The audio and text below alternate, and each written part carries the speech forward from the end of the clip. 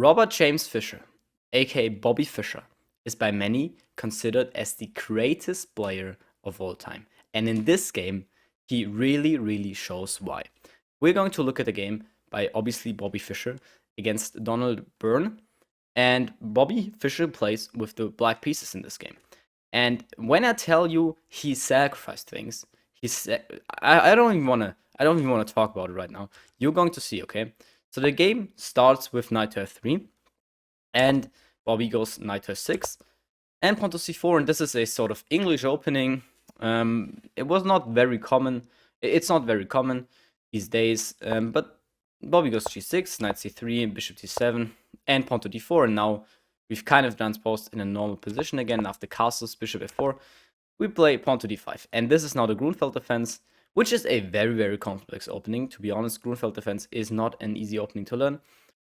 And after queen to b3, he takes, and the queen captures back. Bobby goes c6, which is considered a little bit inaccurate, but it's completely fine. I mean, the engine is like plus 0.2. The engine evaluation is plus 0.2, so there's no big deal here. Pawn to e4 is played, and now the entire center is occupied from white. You can see this already here. White tries to control the entire center, but again, the game is equal. Black always is counterplaying these kind of positions. Knight bd7, just developing a piece, and now rook d1. And this rook on d1 is later going to be important, because now if a bishop lands on g4, there's a pin again. There was a queen here, but the queen moved away, and now so there's no pin anymore, but now there's a pin again. And this is going to become really important as Bobby Fischer plays knight to b6, attacking the queen. The queen goes to c5. And now bishop g4.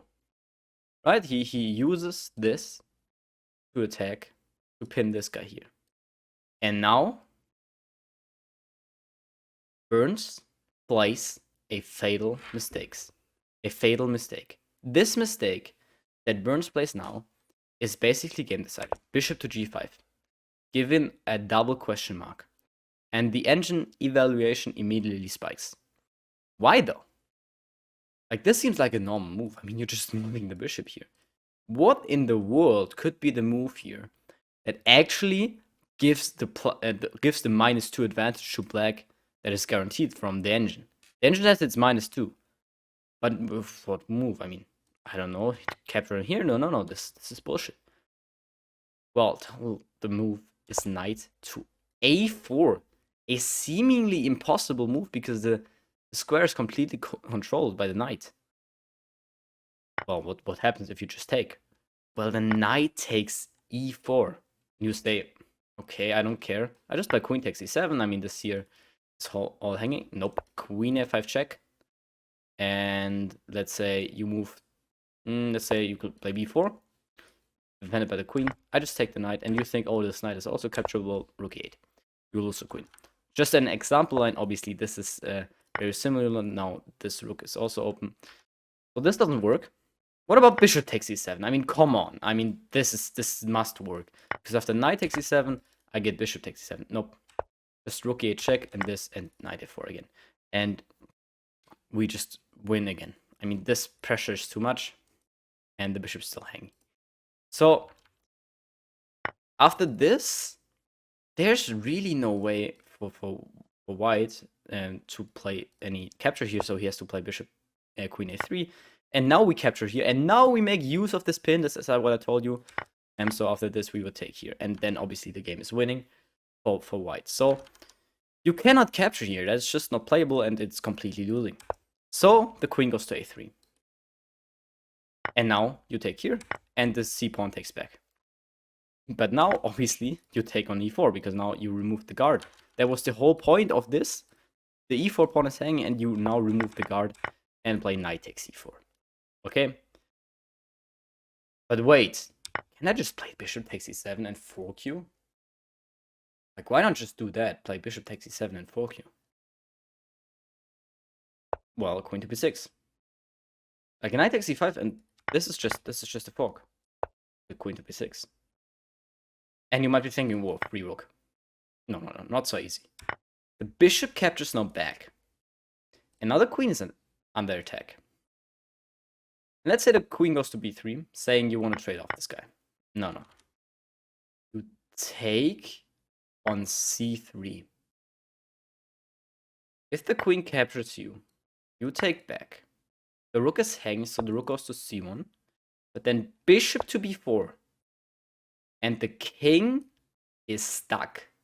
And on the next move, you have a discovered check, and the game is completely winning. If, for example, this, well, then just bishop b4 and you win the queen. This is absolutely brilliant. I mean, you have to see all of this after knight to a4. What happens after queen a3, takes, and knight takes e4. This is absolutely brilliant. So after queen to b6, his opponent doesn't go into this. He says, okay, I really need to get my king out of the center. I mean, the rook's gonna come here. I mean, I really need. So bishop c4, and I'm castling on the next move. Yeah, no, that's not happening. Knight takes c3 anyways. Knight takes c3 anyways. What? Because after queen takes c3, simply rook f8. And now this has no guard anymore. And you're just gonna lose this guy. Which is ridiculous. This is absolutely ridiculous. You're going to lose the bishop. And the king is still in the center. Let's say the king castles. I mean, you take here. And you just have completely pressure on the position. I mean, you're up one pawn, and you're probably going to win this as well. So, this is also not playable. So, what about just bishop c5? Bishop c5 seems good. I'm retreating the bishop here. But I'm retreating the bishop here, and I'm also attacking the queen, and this is hanging. So, now two pieces are hanging. Queen and this guy. Now, you obviously gotta move the queen, right? I mean, come on, you gotta. This is completely losing. The queen is attacked, right? You gotta move it. Not with Bobby Fischer. This guy is built different. Because he, with two pieces hanging, moves neither of them and plays rook e8 check first. Okay, this is not a crazy move. The king has to go to f1. And now, instead of moving away, bishop to e6. And you ask, what? Isn't the queen just free? Well, yeah. But let's first talk about the other options. What if the queen takes here? On c3. Well, then you actually take on c5. Because now this bishop is here. And this is a very pleasant position. You're just winning here. What if you take here? Then it's mate in 6. This bishop cannot be captured because queen to b5 check. And now, in this position, there is a smothered mate with the rook. And then you have mate. If the bishop were to capture. This is absolutely brilliant. This is beyond any... This is so brilliant. Yeah, but just capture the queen, right? Well, this is what happens in the game. And why is there a fucking fly? This is what happens in the game. But now bishop takes c4 check. And now the king goes to f1. And now the king hunt is started. Knight e2 check. And after the king goes back to f2, to f1 rather. Oh. Uh-oh. Knight takes on d4. King goes back. Knight goes again to e2. King goes back. And now knight to c3 check. King goes back to f1. And instead of taking the rook immediately, he first takes this. So that you have an attack on the queen. And after queen b4, he again wants to take this. But he cannot, because then he would lose this. So he goes rook to a4 first. And after the queen moves away, he takes the rook on d1. And actually, as he sacrificed his queen, he has won the bishop pair and the rook. 2 bishops and the rook for the queen is much better than the queen. And that is amazing. I mean, that is amazing from this move. You have to see this move. I mean, imagine seeing this move. How does this move come to mind? I mean, what the hell is going on? I mean, that is absolutely insane.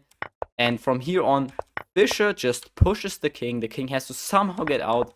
He's continuously losing more material. He trades off his last piece here. And then even like the finish of this game is just stunning. Because after pawn to b5, The king somehow tries to get out, but we will see a very pretty finish of this whole game here, because in this position, Bobby Fischer goes bishop to c5 check, and now this king goes to the center, and now the king is just hunted down and checkmated with these 4 pieces. Knight here, the king goes to e1, bishop here, king here, bishop here, king here, knight here, this, and rook mate. Checkmate, all squares covered. King was just beautifully hunted down, this checkmate at the end. Just killed off the king. I mean, absolutely stunning game. I don't know what to say about this game. Bobby Fischer truly was from another planet. I cannot explain this any other way. This is absolutely incredible. I mean, White in this game, after he lost this, tried to create some counterplay with the queen, but the queen is just not strong enough. The queen's just not strong enough against 2 pieces and the rook. And like, this sacrifice, absolutely brilliant. Absolutely brilliant. This was the first video of my series of analyzing the 10 best games of Bobby Fischer. So hit the like and subscribe button right now if you don't want to miss any of these next videos that are about to pop up. So hit the like and subscribe button right now. If you want to get your chess games analyzed by me, click the first link in the description, and I see you in the next video.